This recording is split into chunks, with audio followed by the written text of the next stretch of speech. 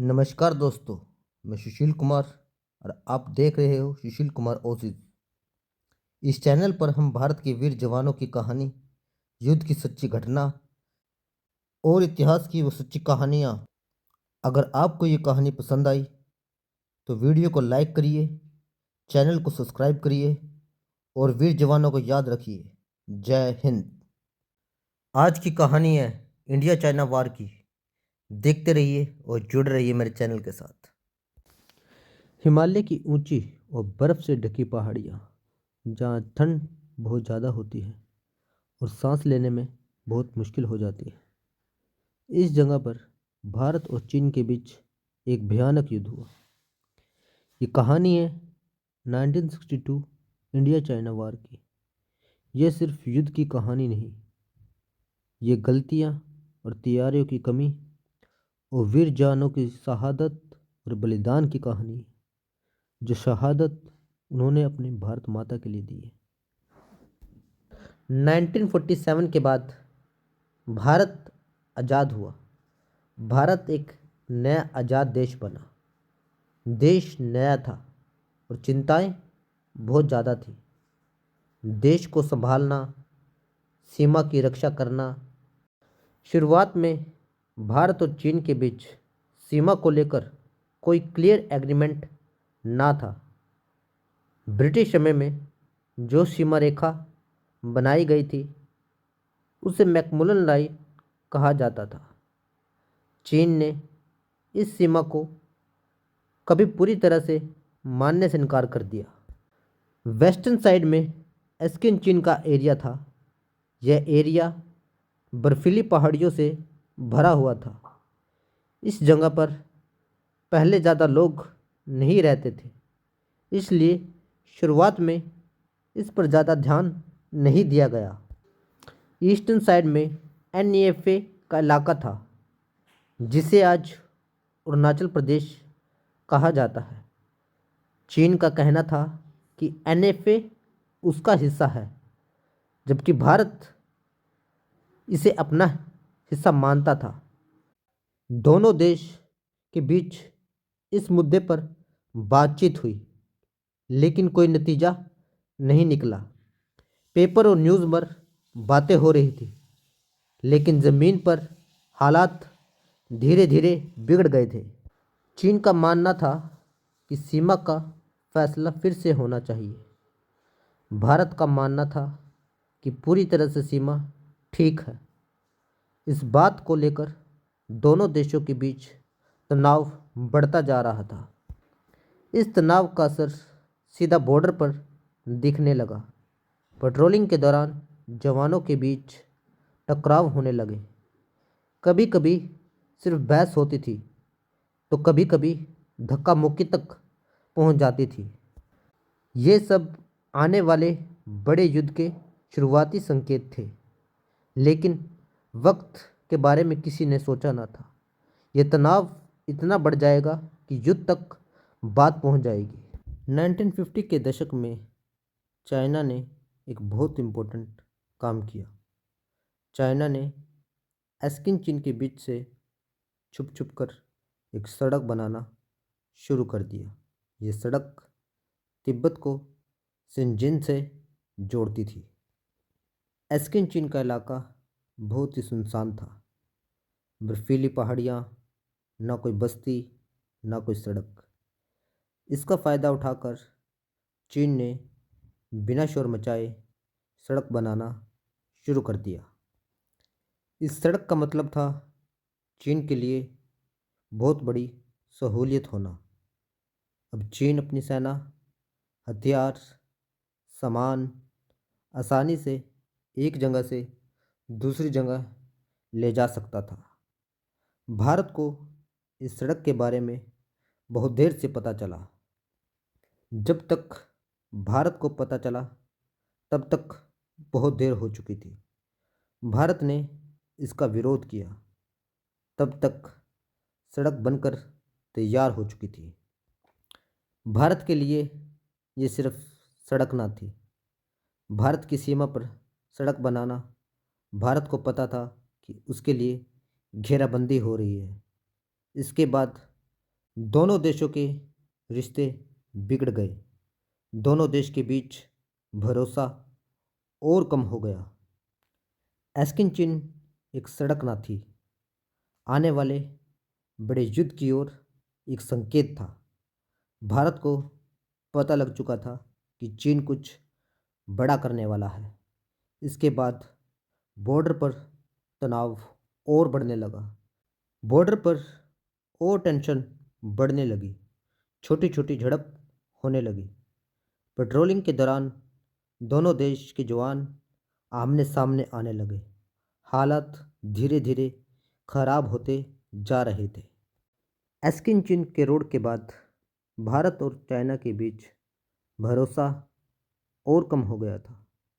दोनों देश की सेना अब बॉर्डर पर ज़्यादा सतर्क रहने लगी। बॉर्डर पर पेट्रोलिंग बढ़ गई थी। भारत और चाइना के जवान अक्सर आमने सामने आने लगे। कभी कभी बातचीत होती थी तो कभी कभी बहस भी हो जाती थी। कुछ जगह पर झड़पें भी होने लगी। धक्का मुक्की भी होने लगी। हथियार चलाना और रास्ता रोकना जैसे हालात बनने लगे। ये सब पहले कभी नहीं हुआ था। बॉर्डर पर रहने वाले जवानों के लिए हर दिन मुश्किल होता जा रहा था। उन्हें नहीं पता था कि अगले दिन क्या होने वाला है। शांत होगा या गोली चलने वाली है। रेडियो और संदेश के जरिए ऊपर तक खबरें पहुंचाई जाती थी, लेकिन फैसला बहुत धीरे आता था। जवानों को अक्सर बिना क्लियर ऑर्डर के पहुंच संभालनी पड़ती थी। दिल्ली में बैठे पॉलिटिशियन को अभी भी ये सोच थी कि चाइना पूरा युद्ध ना करेगा, लेकिन बॉर्डर पर हालात कुछ और ही कह रहे थे। ये तनाव सिर्फ छोटी बात ना था, आने वाले बड़े युद्ध की ओर सीधा संकेत था। हिमालय में खामोशी के पीछे अब तूफान छुपा था, जो आने वाले युद्ध की ओर संकेत कर रहा था। बॉर्डर पर बढ़ते तनाव के बीच भारत ने एक नया फैसला लिया। यह फैसला था फॉरवर्ड पॉलिसी को अपनाना। फॉरवर्ड पॉलिसी का मतलब था चाइना के करीब करीब छोटे छोटे मिलिट्री पोस्ट बनाना। सोचा गया कि इससे चाइना पर दबाव पड़ेगा और वह पीछे हट जाएगा। इस पॉलिसी के तहत इंडियन आर्मी ने पहाड़ों के बीच नई पोस्टें बनाई। ये पोस्ट बहुत ऊंचाई पर थी, जहां पहुंचना एक मुश्किल काम था। लेकिन प्रॉब्लम ये थी कि इन पोस्टों पर जवानों के पास पूरी तैयारी ना थी। ना सही कपड़े थे, ना नए हथियार थे, और ना ही कोई स्ट्रॉन्ग सप्लाई लाइन थी। राशन और गोलियां अक्सर समय पर नहीं पहुंच पाती थी। ठंड और ऊंचाई जवानों के लिए सबसे बड़ी मुश्किल बन चुकी थी। फिर भी जवानों ने अपनी ड्यूटी निभाई। उन्होंने बिना शिकायत किए इन मुश्किल पोस्टों पर खड़े रहना मंजूर किया। फॉरवर्ड पॉलिसी का इरादा था कि चाइना पर दबाव बनाया जाए, लेकिन ग्राउंड पर हालात और कठिन हो गए थे। यह पॉलिसी आने वाले बड़े युद्ध की ओर एक कदम बढ़ चुकी थी। फॉरवर्ड पॉलिसी के बाद इंडियन जवानों के लिए मुश्किल के हालात बढ़ गए थे। उन पोस्टों पर पहुंचना एक बड़ी चुनौती बन चुका था। ना ही सड़क थी, ना गाड़ी थी। ज़्यादातर सामान पैदल चलकर ही पहुंचाया जाता था। जवानों के पास न पूरे विंटर कपड़े थे। कई लोग नॉर्मल यूनिफॉर्म में थे, बर्फीली पहाड़ियों पर ड्यूटी कर रहे थे। रात के समय ठंड और ज़्यादा बढ़ जाती थी। हथियार भी ज़्यादातर पुराने थे। रेडियो और कम्युनिकेशन अक्सर काम नहीं करते थे। इस वजह से ऊपर से आने वाले ऑर्डर भी देर से मिलते थे। राशन और मेडिकल की मदद समय पर नहीं पहुंच पाती थी। बीमार जवान अक्सर खुद ही अपना इलाज करते थे। मदद के लिए किसी को बुलाना बहुत मुश्किल होता था। फिर भी भारतीय जवान अपनी पोस्ट पर डटे रहे। उन्होंने ना तो ठंड से हार मानी, ना भूख से। यह सिर्फ ड्यूटी ना थी, देश के लिए बलिदान था। तैयारी की ये कमी आने वाले युद्ध के लिए बहुत महंगी पड़ने वाली थी, लेकिन उस वक्त जवानों का हौसला बुलंद था। 1962 के शुरू होते ही बॉर्डर पर खामोशी थी, लेकिन यह खामोशी शांत ना थी। यह एक ऐसी खामोशी थी जो तूफान के पहले होती है। बॉर्डर पर तैनात जवान महसूस कर रहे थे कि कुछ गलत होने वाला है। हर रात ठंड के साथ टेंशन भी बढ़ती जा रही थी। रेडियो पर कभी कभी संदेश आता था, ऑर्डर क्लियर ना था। जवानों को अक्सर खुद ही फैसला लेना पड़ता था कि पोस्ट कैसे संभालनी है। दिल्ली में अभी भी ये विश्वास था कि बातचीत से बात संभल जाएगी, लेकिन पोस्ट पर तैनात जवानों को लग रहा था कि अब बातचीत का वक्त ख़त्म हो रहा है। और फिर अगली सुबह जिस चीज़ का डर था वही हुआ, जब गोलियों की आवाज़ से खामोशी टूट गई। यहीं से 1962 के युद्ध की शुरुआत हुई। 20 अक्टूबर 1962 की सुबह हिमालय पर सुबह हुई, लेकिन ये सुबह बाकी दिनों जैसी ना थी। अचानक चाइनीज सेना ने इंडियन पोस्ट पर हमला कर दिया। ये हमला बिना किसी वार्निंग के था। बर्फ से ढकी पहाड़ियों पर गोलियों की आवाज़ गूंज उठी। 1962 का युद्ध अब शुरू हो चुका था। हमला इतना अचानक था कि कई इंडियन जवान समझ नहीं पाए हो क्या रहा है। कुछ पोस्ट पर तो रेडियो कम्युनिकेशन ने काम करना बंद कर दिया था। जवानों को ऊपर से कोई क्लियर ऑर्डर नहीं मिल पा रहा था। रिजेंगला लद्दाख का एक छोटी सी पोस्ट, लेकिन 1962 के युद्ध में यह जगह वीरता की मिसाल बन गई। यहाँ पर 13 कम्यून रेजिमेंट के सिर्फ 120 जवान तैनात थे। उनके सामने हजारों की संख्या में चाइनीज सेना थी। जवानों के पास न पूरी सप्लाई थी, न मदद पहुंचाने का रास्ता था। फिर भी उन्होंने अपनी पोस्ट छोड़ने से इनकार कर दिया। लड़ाई आखिरी गोली तक लड़ी गई। जब गोलियां खत्म हो गई तो हिंदुस्तानी सेना के जवानों ने मुकाबला हाथों से किया।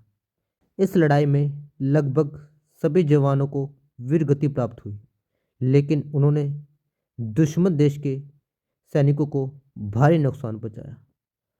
रिजेंगला आज भी भारतीय सेना के लिए साहस का प्रतीक है। 1962 के युद्ध में हजारों की संख्या में भारतीय जवान शहीद हुए। कई लोग बर्फीली पहाड़ियों में हमेशा के लिए सो गए। उनका नाम इतिहास की किताबों में लिखा गया, लेकिन उनका बलिदान कभी भूला नहीं जा सकता। भारतीय जवानों ने इस युद्ध में देश के लिए अपनी जान दे दी। ये बलिदान आज भी हर भारतीय के लिए प्रेरणा का मिसाल है। 21 नवंबर 1962 को चाइना ने एक तरफ से सीज फायर की घोषणा कर दी। युद्ध रुक गया। चाइनीज सेना कहीं जंग से पीछे हट गई, लेकिन स्किन चीन पर उनका कब्जा बना रहा। यह भारत के लिए एक कठिन पल था। युद्ध खत्म हो गया था, लेकिन दर्द अभी बाकी था। 1962 के युद्ध ने भारत को एक बड़ी सीख दी। सेना की ट्रेनिंग बढ़ाई गई, बेहतर की गई, हथियार मॉडर्न बनाए गए, बॉर्डर पर सड़कें और इंफ्रास्ट्रक्चर मजबूत किया गया। यह सब उन्हीं बलिदान का नतीजा था जो 1962 के युद्ध में हुआ था। 1962 का युद्ध सिर्फ हार और जीत की कहानी ना थी। ये कहानी है वीरता, बलिदान और देशभक्ति की।